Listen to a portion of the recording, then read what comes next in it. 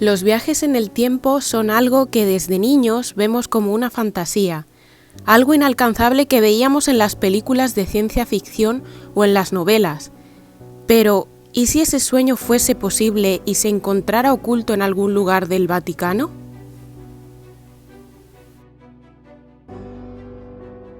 Desde hace años existe un rumor muy extendido de una supuesta máquina capaz de reproducir el pasado como si se tratase de una bola de cristal o un reproductor de vídeo.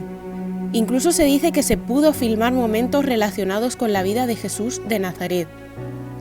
Se dice que el propio Vaticano fue el que ordenó la construcción de dicha máquina y solo ellos conocen su paradero. Esta máquina es el cronovisor.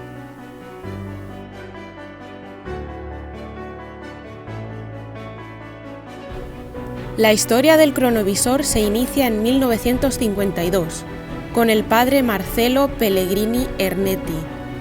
Este hombre se dedicaba al estudio del canto gregoriano junto a Agostino Gemelli, que también era religioso y médico. Un día, como cualquier otro, se encontraban revisando la grabación de estos cantos, pero no se escuchaba claramente.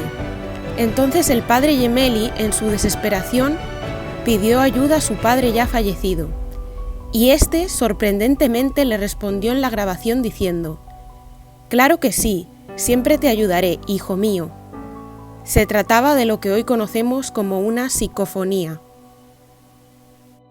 Esto impactó de tal manera al padre Ernetti que a partir de ese día comenzó a investigar sobre el fenómeno. Le fascinaba la idea de que los acontecimientos del pasado se quedaran de alguna manera adheridos en el aire, y entonces quiso crear algo que pudiese captar esos acontecimientos. Al parecer, el Vaticano tenía un gran interés en investigar el campo de las psicofonías y comenzaron a realizar experimentos al respecto. De esta manera, el padre Ernetti junto con Agostino Gemelli fueron quienes realizaron esta investigación sobre las psicofonías.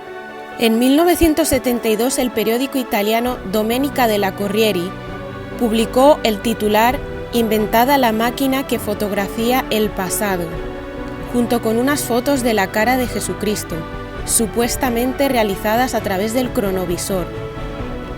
Sin embargo, ciertos investigadores sacaron a la luz que estas fotos eran falsas. Pertenecían a un Cristo de madera que colgaba en una iglesia italiana. Entonces el tema del cronovisor se asumió como algo falso por parte de la sociedad. Pero Ernetti nunca dijo que estas fotografías pertenecieran al cronovisor. Es más, lo desmintió. Entonces, ¿fue un error por parte del periódico? ¿Pudo ser que alguien de manera deliberada dio esta información falsa para desacreditar el proyecto? ¿O es que realmente no existe el cronovisor? Al parecer, Pío XII, que era el papa de aquella época, prohibió a Ernetti que hablara más del tema, clasificándolo como tema de alto secreto del Vaticano. A partir de aquí, nunca más se volvió a tocar el tema por parte de estos personajes. En 1960, el padre Ernetti coincidió en un crucero en Venecia con el padre François Brunet, uno de los mejores investigadores en psicofonía y psicoimágenes. Ernetti le contó a Brunet que él, junto con un equipo de 12 ingenieros científicos, entre los que destacaba Enrico Fermi, que desarrolló el primer reactor nuclear, habían creado el cronovisor, por orden del Vaticano. Pero ¿cómo funciona el cronovisor?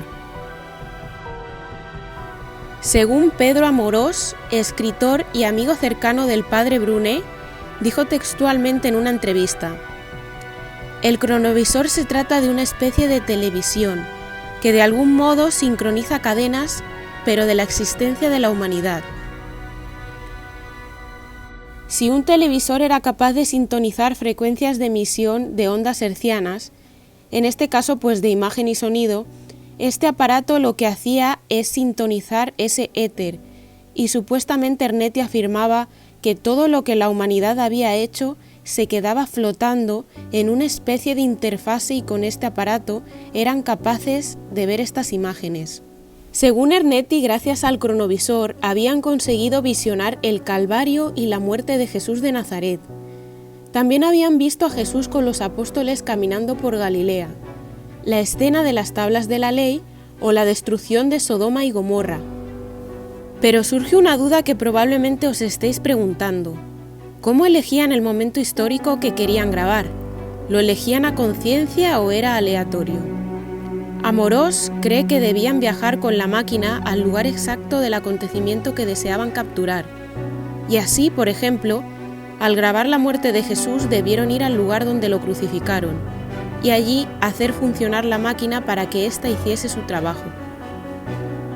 Ernetti falleció en 1994, y en su lecho de muerte el padre confesó que el cronovisor era real. Algunos dicen que la máquina se destruyó ya que la consideraban un peligro para la humanidad.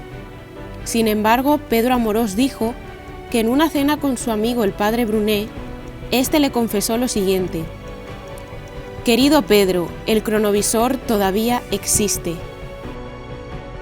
Es posible que esta máquina también mostrara el futuro, aunque este dato no ha sido corroborado. Pero no tiene sentido pensar que realizaran un proyecto con los mejores científicos del mundo para después destruir la máquina. Es posible que tuviesen miedo a las consecuencias que podía haber al conocerse su existencia, pero no parece creíble que teniendo una máquina con este poder la destruyeran. Era más fácil hacer creer que era un montaje y a las personas que estuvieron cerca del proyecto decirles que había sido destruida por la seguridad de la humanidad. Si esto es cierto y todos los acontecimientos que se producen en la Tierra se quedan grabados en el éter, quiere decir que la Tierra tiene su propia tecnología, y esto nos hace pensar que algo así debe tener un fin concreto y haber sido creado de manera deliberada por alguien o algo.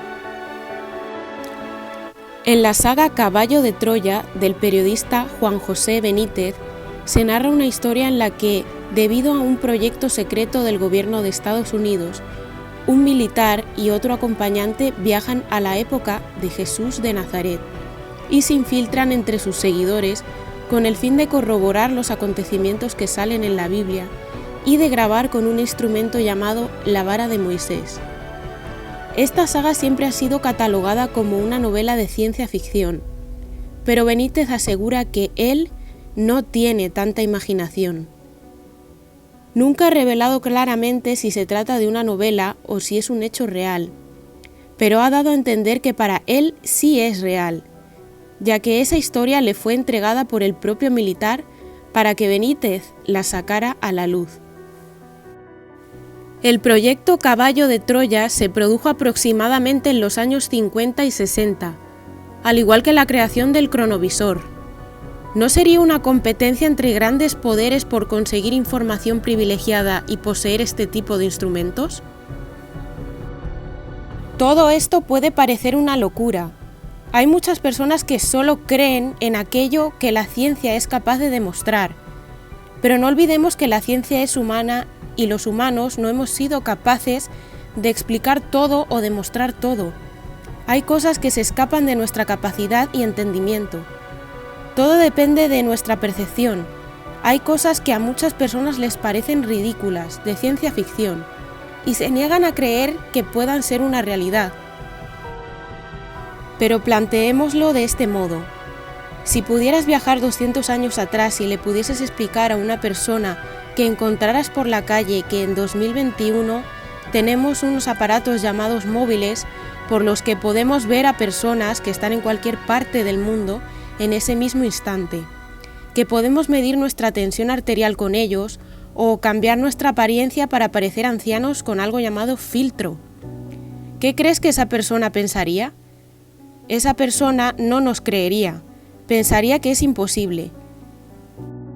Pues con este tipo de cosas ocurre lo mismo, a veces nos asustamos de lo que no conocemos solo porque no es común, no lo hemos normalizado.